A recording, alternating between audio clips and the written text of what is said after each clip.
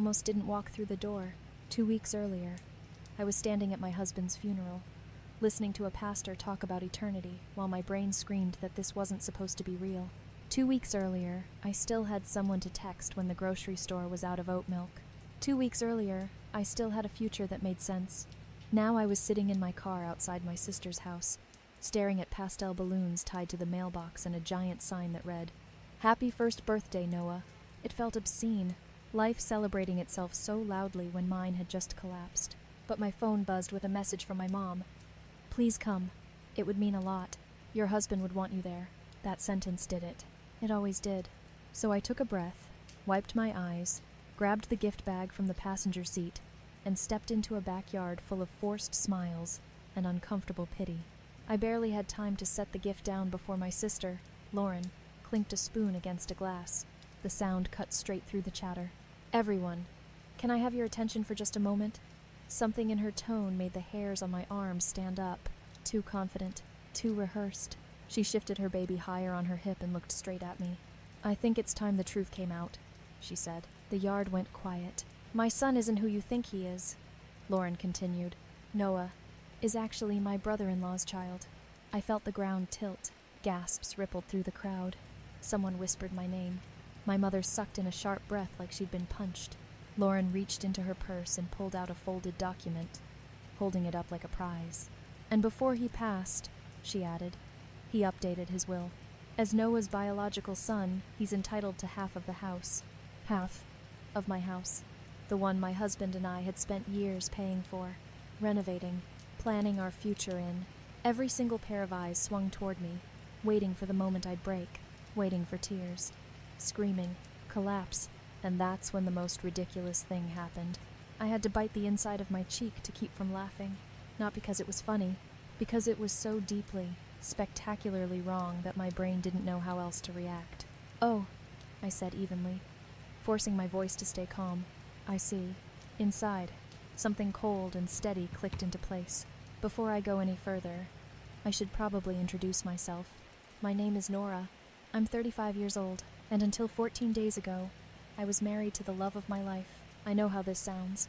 A grieving widow, accused in public of being cheated on, about to lose half her home to a baby that supposedly isn't even her nephew. But here's the thing Lauren didn't know. The reason my hands were steady, the reason my voice didn't shake, the reason I almost laughed in her face. This wasn't shocking to me, because my husband and I had already prepared for exactly this kind of betrayal. And by the time my sister finished her little announcement, she had unknowingly destroyed her own life right in front of everyone. Lauren had always liked an audience. Growing up, she was the one who cried the loudest, laughed the hardest, and somehow always ended up in the center of whatever room we were in. If something happened to me, it happened to her too, just louder and with more witnesses. Our parents used to joke that she was just expressive. I learned early that expressive was code for never being told no. Standing in her backyard that afternoon, watching her soak in the stunned silence she'd created, I realized this moment wasn't spontaneous at all.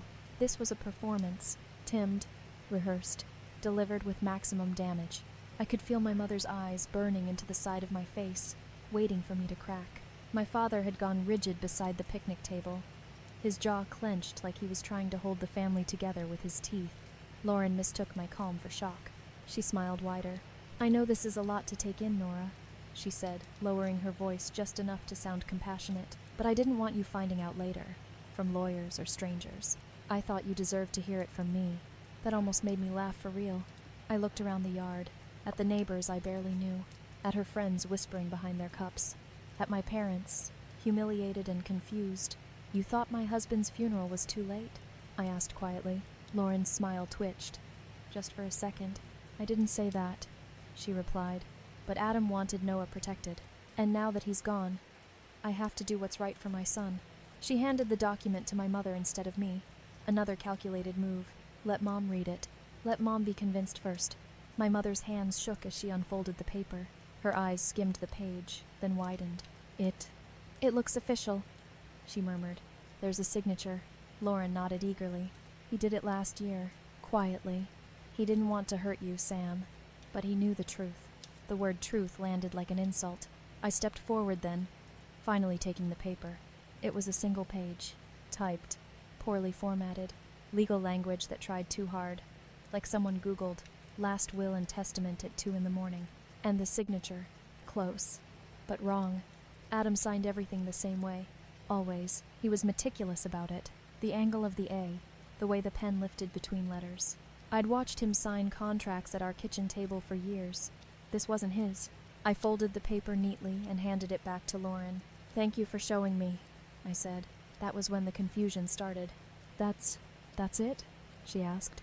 "You don't have questions?" "Oh, I have questions," I replied.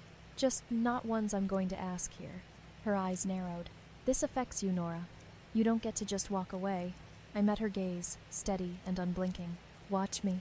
I turned to my parents, kissed my mother's cheek, and whispered, "I'll call you later." Then I walked out. Behind me, the party disintegrated. I heard voices rising. Someone asking, "Is this real?" Someone else saying my name like a prayer. I didn't stop walking until I was inside my car with the doors locked. That's when I laughed. It came out sharp and breathless, halfway between hysteria and rage. I laughed until my chest hurt, until tears blurred the windshield. Because Lauren's story wasn't just cruel, it was impossible. Adam and I met 9 years ago at a continuing education seminar in Santa Fe. I was there for work. I run my own project management consultancy. He was there because his firm had sent him to speak on risk mitigation. He spilled coffee on my notebook during the first break, apologized so profusely that I couldn't help smiling, and somehow ended up walking me to lunch. We were inseparable within weeks. We married 3 years later in a small ceremony near Taos, surrounded by red cliffs and people who actually knew us. No drama, no spectacle, just love. And yes, we tried for kids, for a long time. When it became clear that road wasn't going to open for us, we grieved it privately, then we adjusted. We built a life that fit the reality we had, not the fantasy everyone else expected. That reality included doctors, specialists, hard conversations, and one procedure Lauren knew nothing about. 2 years before Noah was even conceived, Adam had undergone a surgery that made it medically impossible for him to father a child. Not unlikely, not difficult. Impossible. We didn't tell anyone. Not my parents. Not his. After years of invasive questions and unsolicited advice, we decided our medical history was ours alone. Lauren's entire claim collapsed under that single fact. And Adam, being Adam, hadn't stopped there. 6 months after that surgery, he'd looked at me across our kitchen table and said, "If anything ever happens to me, I don't want you dealing with chaos on top of grief." The next week, he updated his will, properly, legally, with witnesses. He also did something else, something I hadn't thought about until I pulled into my driveway that afternoon and sat in silence, hands resting on the steering wheel. Lauren had once tried to cross a line with him, and Adam had seen her coming long before I ever did, which meant what she'd just done wasn't desperation, it was escalation. And if she thought I was going to hand over half my life because she staged a backyard performance with a fake document, she had gravely underestimated both of us. I didn't sleep that night, not because of what Lauren said, but because of what she didn't know. Around 2 in the morning, I got out of bed and stood in the hallway, staring at the framed photo from our wedding. Adam's arm was around my waist, his forehead resting against mine, like the rest of the world had politely stepped aside. "You planned for this," I whispered to the empty house. "Didn't you?" The next morning, I drove straight to the bank. The branch sat on the corner of a quiet street in Sedona, all warm stone and tinted windows. Adam and I had been coming here for years. The manager, a gray-haired woman named Elise, recognized me immediately. Her face softened when she saw me. "I'm so sorry, Nora," she said gently. "Take all the time you need." She led me into a small private room and slid the metal box across the table. I opened it with hands that didn't shake. Inside was exactly what Adam promised me would be there. First, his real will. Not a single page, not typed at home. A fully executed document, notarized, witnessed, filed, leaving everything to me. No contingencies, no secret children, no ambiguity. Second, medical records, detailed, clinical, dates, signatures, post-op confirmations, the procedure that made Lauren's entire story biologically impossible. Third, a thin black notebook. I exhaled slowly as I opened it. Adam had never been dramatic. He didn't journal about feelings. What he did was document facts, dates, times, Exact words. Lauren's name appeared on the first page, 3 years earlier. The night she came over for dinner while I was stuck on a work call. The way she'd sat too close. The comments she made once she thought they were alone. The text messages that followed. The boundaries he'd set. The number he eventually blocked. Page after page. Calm and precise. In case this ever matters, he'd written at the top. At the bottom of the box was an envelope with my name on it. I didn't expect it to hit me as hard as it did. Inside was a single handwritten letter. Nora, if you're reading this, I didn't get the chance to protect you in person. I'm sorry for that. I hope this is unnecessary, but if someone tries to hurt you using my absence, I need you to know this. You are not imagining things. You are not overreacting. Trust yourself, use what's here, and never feel guilty for defending your life. I love you, always. I sat there and cried, not the quiet kind. The ugly, gasping kind that leaves you exhausted afterward. Then I wiped my face and got practical. That afternoon, I made 2 phone calls. The first was to the attorney who'd handled Adam's estate. The second was to a private investigator he'd once recommended, just in case. 3 days later, the picture was clear. Lauren was drowning. Credit cards maxed. Personal loans. Medical bills from Noah's hospital stay. An eviction notice taped to her door. And the baby's father? Gone. Moved across state lines. Minimal support. Sporadic at best. She hadn't announced her lie in that backyard out of grief. She'd done it because she was out of options. And she'd already told people it was coming. Text messages to friends. Screenshots. Jokes about finally getting what she deserved. About how I'd fold once I realized how bad it would look. Reading them felt worse than the accusation itself, because it meant she'd planned to destroy my marriage after my husband was already dead. I didn't want revenge. I wanted control. So I called Lauren. We need to talk, I said. Come by tomorrow. Just you. She sounded smug, relaxed, like she thought the hardest part was over. See? She said lightly. I knew you'd come around. The next day, she sat across from me in my living room, confident, composed, already rehearsing her victory speech. And one by one, I took that confidence apart. I didn't raise my voice. I didn't insult her. I slid the medical records across the table, then the real will, then the notebook, then the text messages. The silence that followed was the loudest sound I'd heard since the hospital. Her face went white. For a long time, she said nothing. Then she cried. Not performative tears. Real ones. Fear-soaked. Desperate. I didn't know what else to do, she whispered. I'm about to lose everything. That didn't give you the right to take mine, I said quietly. She nodded. I know. I could have ended her right there. Instead, I made a different choice. Not for her. For the child asleep in the next room who didn't ask for any of this. You're going to tell the truth, I said, publicly. To everyone, she swallowed. And then I'll help Noah. Not you. Him, with conditions. She looked up at me, stunned. Why? I stood and met her eyes. Because my husband was better than this mess, and I refused to let his name be buried under your lies. She agreed, because she had no other option, and because, for the first time in her life, someone had finally called her bluff. The family dinner was set for Saturday night. Lauren insisted it was unnecessary, said she'd already told the people who mattered. I didn't argue. I just told her the time, and reminded her she'd agreed. Her silence on the other end of the phone told me she understood something she never had before. This wasn't her stage anymore. My parents arrived first. My mother brought a casserole out of habit, like food could cushion whatever was coming. She kept fussing with the sleeves of her sweater, asking questions that circled the point without ever touching it. What exactly is this about, Nora? She asked for the 3rd time. Lauren's been crying all week. I looked at her steadily. Then tonight she can explain why. When Lauren walked in 20 minutes later, she looked smaller somehow. No dramatic makeup. No confident posture. Just tired. She didn't bring Noah. That alone told me she was taking this seriously. We sat at the dining table, the same one Adam and I had refinished together during the pandemic. I'd placed a small voice recorder in the center. Openly. Not hidden. For everyone's protection. I said calmly. Including yours. Lauren nodded. I took a breath. Lauren, you have something you need to tell Mom and Dad. Her hands shook as she folded them in her lap. I lied, she said. About everything. My mother frowned. What do you mean lied? Lauren's voice cracked. Noah is not Adam's child. Adam and I never had an affair. I forged the will.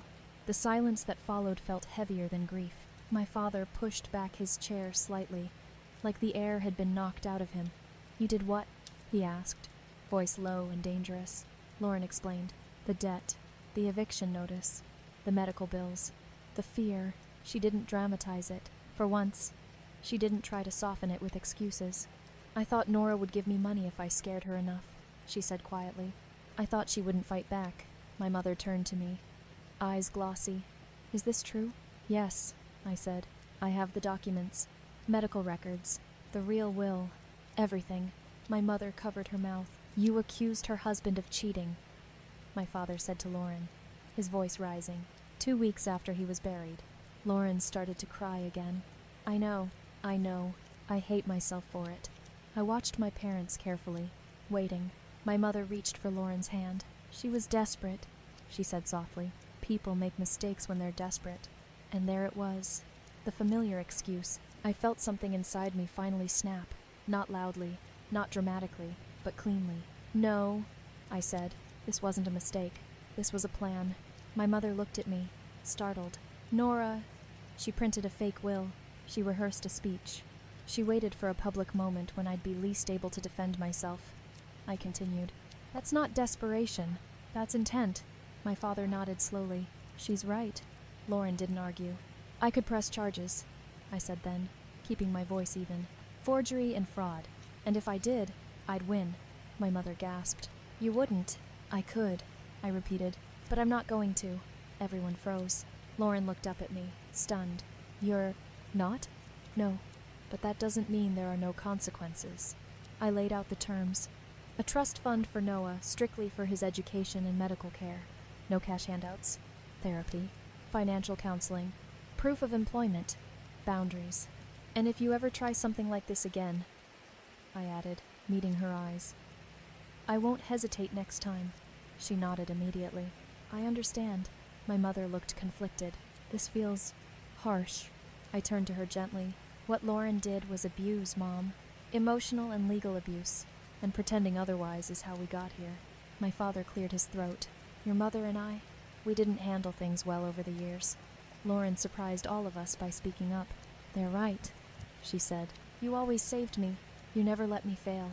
And I thought that meant I'd always land on my feet, no matter what I did." My parents looked shaken. By the time the dinner ended, nothing felt resolved, but everything felt real. That night, after everyone left, I walked through the house alone. Adam's house, our house. I stood in the doorway of the room we'd once planned to turn into a nursery. It was still empty, still quiet, still ours. I didn't feel victorious. I felt grounded. A year later, life looked different. Noah was thriving. The trust covered his treatments. Lauren kept her job. She stayed in therapy. We weren't close, but we were functional. My parents learned how to help without controlling. And me? I learned that love doesn't mean limitless tolerance. That grief doesn't make you weak, it makes you honest. And that sometimes, the most powerful thing you can do is stay calm while someone else self-destructs. Adam used to say, "Prepare for the worst, hope for the best." I finally understood what he meant. 1 year after Adam died, I stood alone in the backyard, just after sunrise. The house was quiet in that soft, almost sacred way it only ever gets before the world wakes up. The air smelled like fresh cut grass and distant rain. Somewhere down the block, a sprinkler clicked on, rhythmic and steady life continuing whether I was ready for it or not. I used to think surviving grief meant moving on. Now I know it means learning how to carry it without letting it crush you. The trust for Noah was active. His medical bills were covered. He was learning to walk, wobbling across living room floors like he had nothing to fear, which, I realized, was exactly how it should be. Children deserve stability, not secrets. Care, not chaos. Lauren and I were different now. We weren't close. We probably never would be again. Some lines, once crossed, don't disappear just because someone apologizes. But she kept her word. Therapy, work, no more lies, no more shortcuts. For the first time in her life, she was standing on her own feet, unsteady, but honest. My parents struggled at first, especially my mother. She mourned the version of our family she'd always pretended existed. But slowly, painfully, she learned that love doesn't mean shielding someone from consequences. Sometimes it means stepping back and letting reality do its work. As for me, I stopped apologizing for boundaries. I stopped explaining myself to people who benefited from my silence. And I stopped mistaking calm for weakness. What Lauren never understood, what so many people don't, is that grief sharpens you. It strips away the unnecessary. It leaves behind a core that knows exactly what matters and what doesn't. Adam prepared for the worst, not because he was cynical, but because he loved me. He knew that the people closest to us aren't always the safest. He knew that loyalty without boundaries is just another form of self-destruction. And he trusted me to do the right thing when the moment came. I think about him often, not with the raw, gasping pain of those early days, but with a quieter ache, the kind that comes with gratitude, with respect, with love that didn't end just because his heart did. If you take anything from my story, let it be this. Document everything. Protect yourself, even from family, and never let guilt convince you to accept abuse. Forgiveness is optional, boundaries are not. If you've ever been betrayed by someone who was supposed to protect you, if you've ever been told to be the bigger person at the cost of your own safety, you're not alone, and you're not wrong for choosing yourself. Thank you for staying with me through this story.